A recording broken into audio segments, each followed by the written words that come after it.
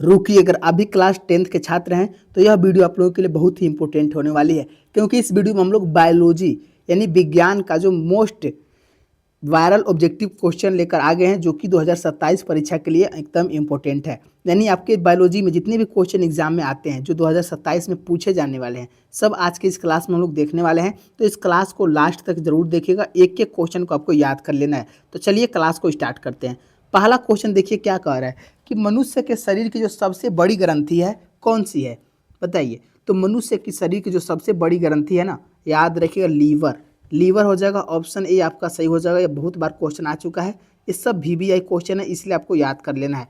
अगले क्वेश्चन की ओर चलते हैं। दूसरा क्वेश्चन कह रहे ग्वाइटर अथवा घेंघा पनपता है।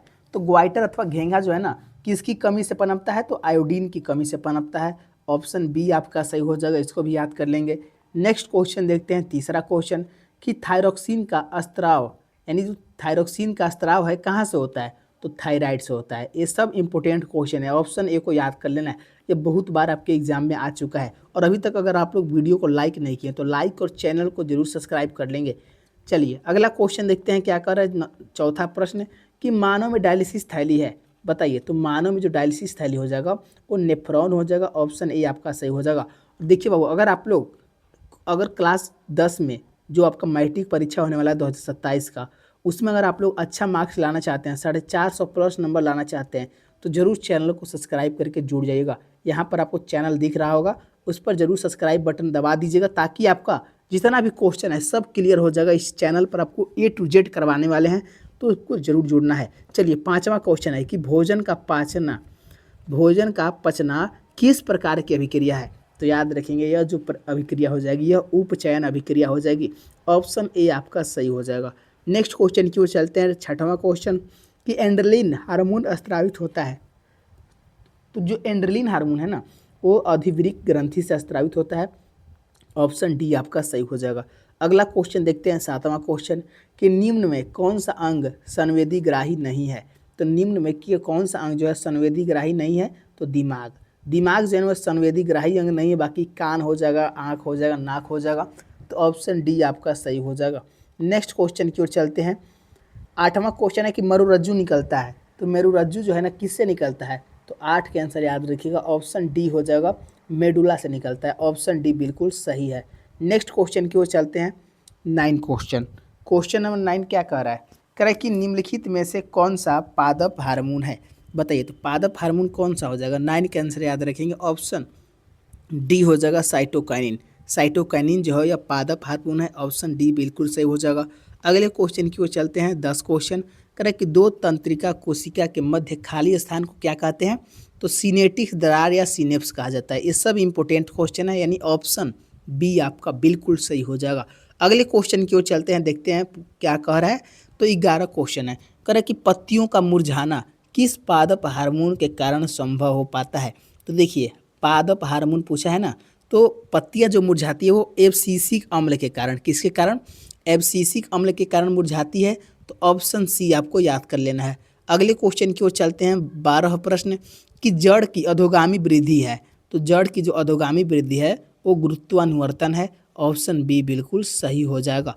अगले क्वेश्चन की ओर चलते हैं। 13 क्वेश्चन कि पॉन्स मेडुला और अनुमस्तिष्क किसका हिस्सा है, बताइए। तो पॉन्स मेडुला और अनुमस्तिष्क जो है ना किसका हिस्सा हो जाएगा, तो 13 का आंसर याद रखेंगे, यह पक्ष मस्तिष्क का हिस्सा हो जाएगा, ऑप्शन सी सही हो जाएगा।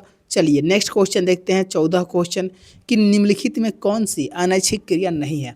तो अनैच्छिक क्रिया कौन नहीं है, चबाना। चबाना जो है वो अनैच्छिक क्रिया नहीं है, ऑप्शन बी आपका सही हो जाएगा। अगले क्वेश्चन की ओर चलते हैं। 15 क्वेश्चन कि आयोडीन की कमी से कौन सा रोग होता है।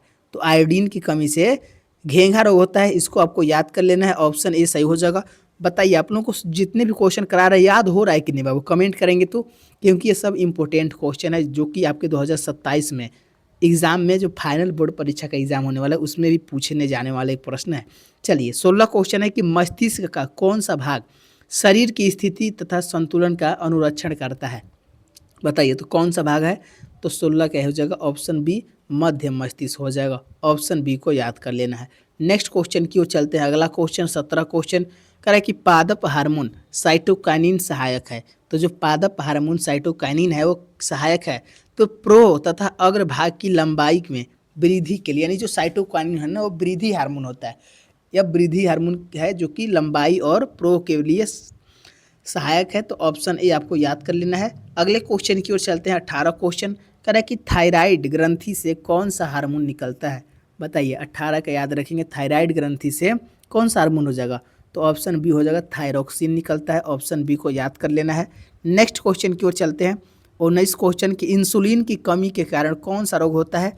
तो इंसुलिन की कमी के कारण 19 का याद रखेंगे, ऑप्शन डी हो जाएगा, घेंगा मधुमेह रोग होता है। ऑप्शन डी आपको याद कर लेना है।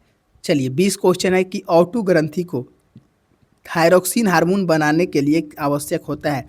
तो क्या होता है बताइए। तो ऑटो ग्रंथि को थायरोक्सिन हार्मोन बनाने के लिए ना 20 का आंसर याद रखेंगे, आयोडीन आवश्यक होता है। क्या होता है, आयोडीन चाहिए। ऑप्शन डी सही हो जाएगा। अगले क्वेश्चन की ओर चलते हैं। 21 क्वेश्चन कि एंड्रोजन है, तो एंड्रोजन जो होता है कौन सा हार्मोन होता है, नर हार्मोन होता है कि स्त्रीलिंग हार्मोन होता है। याद रखें एंड्रोजन जो है ना वो नर लिंग हार्मोन है। ऑप्शन ए आपका सही हो जाएगा। नेक्स्ट क्वेश्चन देखते हैं। 22 क्वेश्चन, इनमें से कौन अंतःस्त्रावी ग्रंथि नहीं है। अंतःस्त्रावी ग्रंथि पूछा है तो कौन नहीं है बताइए। 22 के आंसर याद रखेंगे, यकृत। 22 के आंसर क्या हो जाएगा, यकृत जो है वो अंतःस्त्रावी ग्रंथि नहीं है। ऑप्शन डी सही हो जाएगा। नेक्स्ट क्वेश्चन की ओर चलते हैं। 23 क्वेश्चन कि निम्न में कौन पिट्यूटरी ग्रंथि से निकलने वाला हार्मोन है। तो पिट्यूटरी ग्रंथि से कौन सा हार्मोन निकलता है, तो एंड्रोजोन निकलता है। ऑप्शन डी सही हो जाएगा।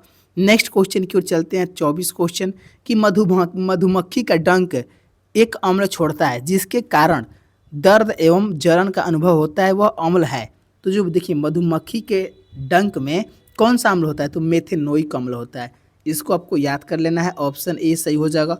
चलिए अगले क्वेश्चन की ओर चलते हैं। 25 क्वेश्चन कि किसे रासायनिक दूत कहा जाता है। मोस्ट वीवीआई क्वेश्चन है, बताइए। तो रासायनिक दूत जो है ना किसे कहा जाता है, तो हार्मोन को कहा जाता है। ऑप्शन सी सही हो जाएगा। अगले क्वेश्चन की ओर चलते हैं। 26 क्वेश्चन कि तंत्रिका तंत्र की रचनात्मक एवं क्रियात्मक इकाई को कहते हैं, क्या कहते हैं। याद रखिएगा, ऑप्शन बी हो जाएगा, न्यूरॉन कहा जाता है। ऑप्शन बी को याद कर लेंगे। अगले क्वेश्चन की ओर चलते हैं।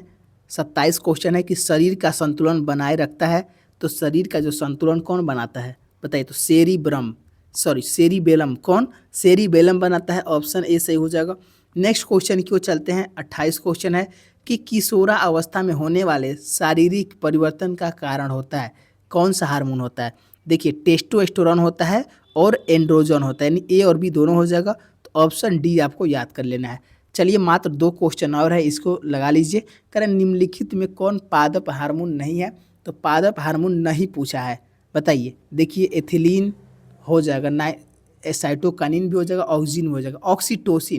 ऑक्सीटोसिन जो है वो पादप हार्मोन नहीं है। ऑप्शन डी सही हो जाएगा।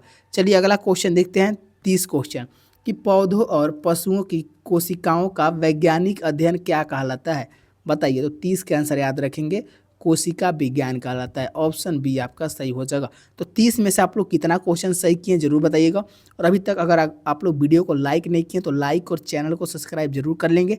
तो मिलते हैं हम लोग अगले क्लास में। धन्यवाद दोस्तों, जय हिंद दोस्तों।